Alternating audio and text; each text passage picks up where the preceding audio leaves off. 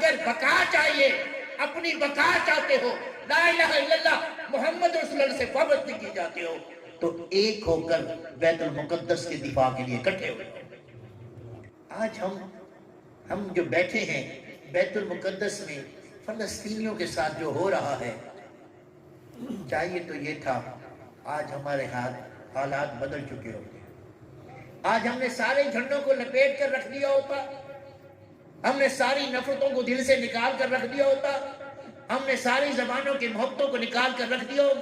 ہوتا، تمام ثقافتی فرق جو ہمارے اندر ہیں، کوئی پٹھان ہے، کوئی ڈیرے وال ہے، کوئی بنوچی ہے، کوئی مروت ہے، کوئی دیوبندی ہے، کوئی بریلوی ہے، کوئی شیعہ ہے، کوئی سنی ہے، سب کچھ بلا کر سارے بغض نکال کر کٹھے ہو کر میدان میں اگر یکجا ہو کر ہاتھ ملا کر کہہ دیں، اے امریکہ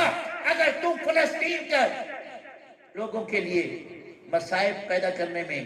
اسرائیلیوں کا ساتھ دے سکتا ہے، تو ہم اپنے مسلمان بھائیوں کا کیوں ساتھ دیں؟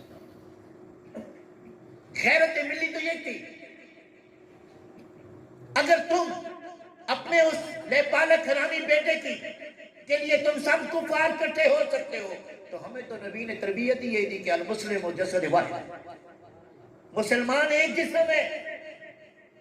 چاہے شرق کا ہو چاہے غرب کا ہو،